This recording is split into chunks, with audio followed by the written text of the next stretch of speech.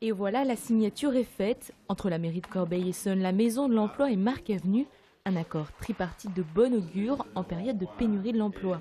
Marc Avenue s'agrandit, 184 emplois à long terme vont être créés. Cet accord vise à en faire bénéficier les habitants du secteur.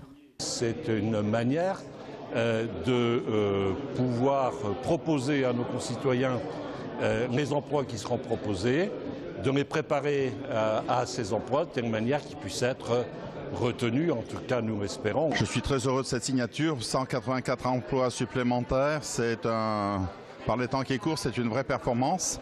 Ça s'ajoute à tout ce qui se passe aux Haies Blanches, dans la zone industrielle des Haies Blanches, où là aussi nous sommes en train de créer plusieurs centaines d'emplois. 5 ans que Marc Avenue s'est installé à Corbeil-Essonnes et le site, bien que le plus récent du groupe, connaît une forte progression.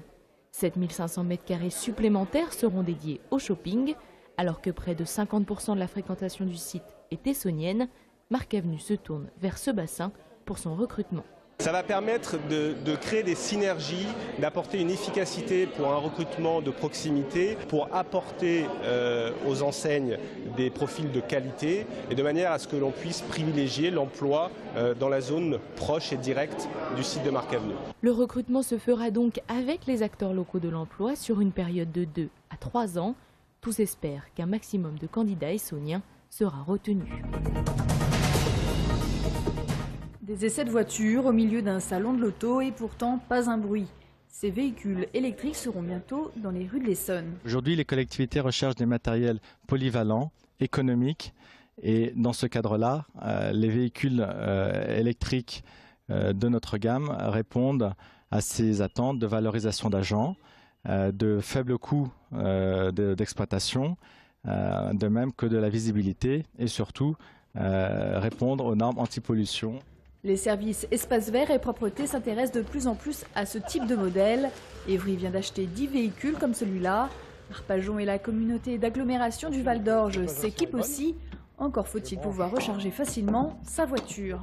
Et donc, il y a pas mal d'entreprises qui sont en train d'installer des bornes aussi privées, cette fois-ci, qui ne seront pas sur voie publique, donc au sein des entreprises. C'est le cas par exemple du groupe La Poste ou EDF. Parallèlement, les premières bornes de recharge en libre service en Essonne seront installées à Palaiseau et Longjumeau avant la fin de l'année. Autre marché de niche, le 4x4 électrique. Dans les endroits comme les bords de mer, de plus en plus vont être interdits aux véhicules polluants. Donc pas de pollution, pas de rejet, pas de bruit. Pour les parcs animaliers aussi, ça peut être intéressant parce que ça n'effraie pas les animaux. Donc c'est très très pratique pour ça. Et pour vous faire votre propre opinion, il n'y a qu'à tester. Et pour cela, c'est possible jusqu'à la fin de la semaine. Fabienne est comptable à la délégation essonnienne du Secours catholique depuis 22 ans. Ce n'est pas la première fois qu'elle participe à un déménagement de l'association. J'en ai connu 3, mais celui-ci, il est beaucoup plus sympathique parce que c'est des bureaux très éclairés. Et puis après, je me retrouve aussi avec les bénévoles qui m'entourent dans le même bureau. Tandis qu'avant, ce n'était pas le cas. Donc je me déplaçais assez souvent pour les aider et c'était vraiment pas convivial. Chaque service dispose de son propre bureau donnant sur la gare routière ou la mairie. Au centre, un espace collectif qui permettra une fois achevé d'accueillir salariés et bénévoles dans de meilleures conditions que les anciens locaux de la place de l'Agora. Alors les mètres carrés manquaient, ça c'est une première chose. Deuxième chose, nous avions plusieurs lieux. Donc nous faisons ici une économie d'échelle et puis en effet ils étaient vétustes et finissaient par nous coûter fort cher.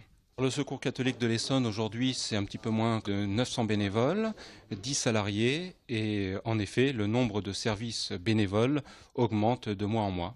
Les anciens bureaux ont été vidés la semaine dernière. Depuis ce matin, le Secours catholique est de nouveau ouvert au public. Inauguration officielle prévue le 8 juin. Le bar tabac place Anatole France était encore fermé aujourd'hui. La caissière et la gérante se sont fait braquer ce week-end la caisse PMU contenant 1000 à 1500 euros.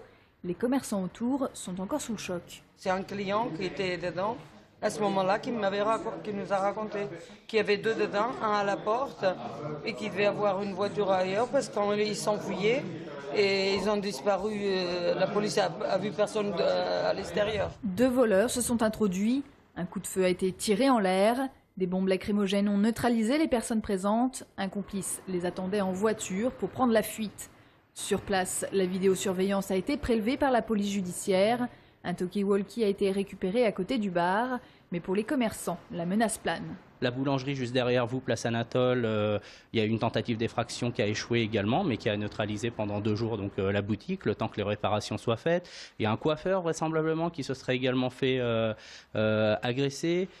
Et la Poste, la semaine dernière. Donc bon, c'est vrai que ça commence à devenir assez inquiétant. Et en règle générale, on sent bien que les gens ont assez peur parce qu'on voit pas mal de monde en boutique. Et tout le monde exprime un petit peu son inquiétude vis-à-vis de la situation. Régulièrement en contact avec la police, les commerçants restent très vigilants. Malgré les rondes policières, ils espèrent une augmentation des effectifs dans les rues. Il avait été reconnu par un policier qui disait avoir déjà eu affaire à lui.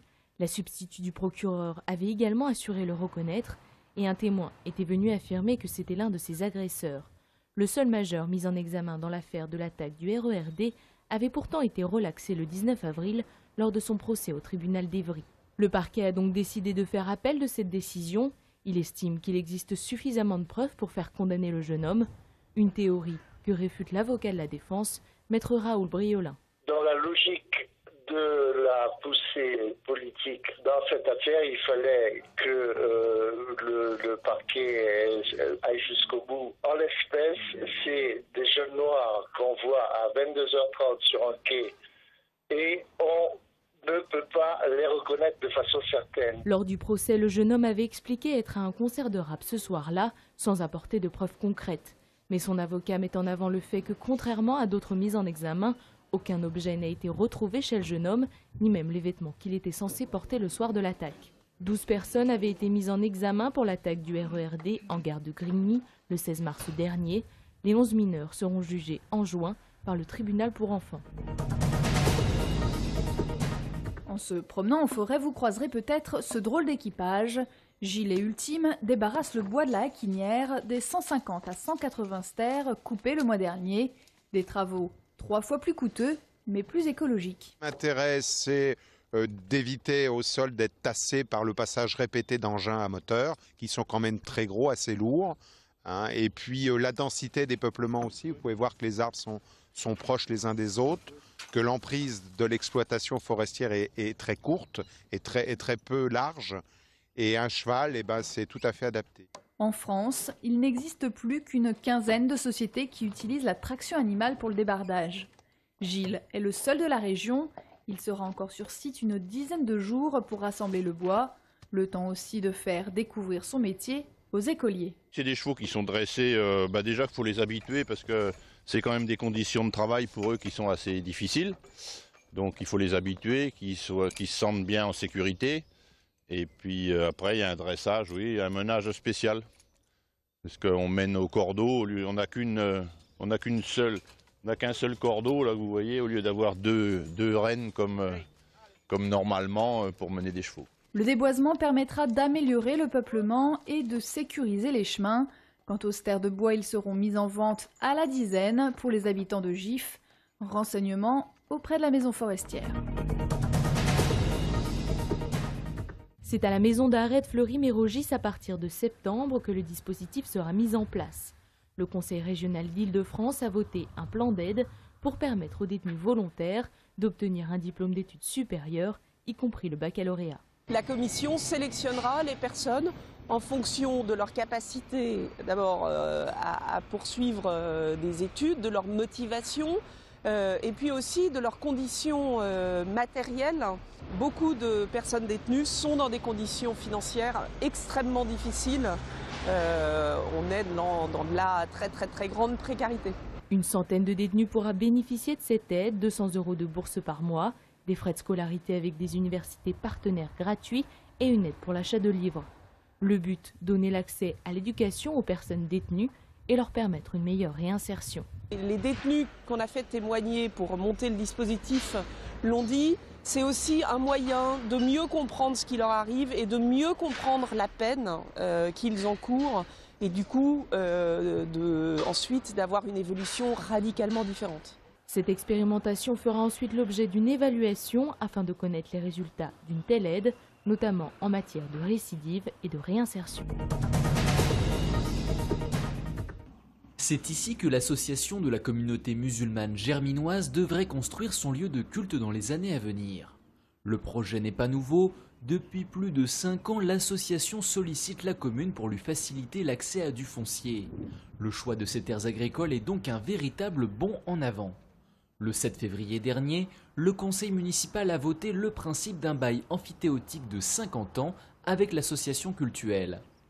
C'est le projet qui semblait le plus adapté, donc qui permettait donc les problèmes de circulation, de régler la question de la circulation facilement si ça devait amener les gens sur le quartier. Donc c'était un espace où la mairie avait une possibilité d'aménagement urbain. L'opposition Vivre Autrement à Saint-Germain n'a pas voté l'accord de principe. De son côté, le Front National dénonce le manque de consultation des Germinois autour de ce projet. Dans le quartier, la construction d'un lieu de culte musulman soulève des questions chez certains, comme cet artiste peintre qui vit à quelques centaines de mètres du site choisi par la mairie. Si ça ne pose aucun problème, c'est parfait. Bon, moi j'ai entendu dire que les gens qui habitaient près d'une mosquée ou qui travaillaient près d'une mosquée avaient des difficultés le soir pour reprendre leur véhicule parce que le stationnement était très aléatoire, c'est-à-dire qu'il n'y avait pas de règlement du tout. Et les pratiquants qui allaient à la mosquée se garaient au plus vite. Le terrain fait 3000 m², un tiers sera alloué à la construction du lieu de culte, les 2 tiers restants étant destinés à la sédentarisation de membres de la communauté des gens du voyage. Grigny 2 doit faire face à un nouvel envahisseur. Les punaises de lit, ces petits insectes d'à peine 5 mm suceurs de sang, ont envahi les logements de la copropriété géante.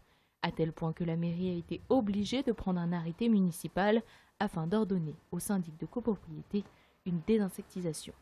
Les piqûres de ces insectes présentent un véritable danger sanitaire et la mairie demande une désinsectisation de l'ensemble des logements, des locaux communs et des services des immeubles.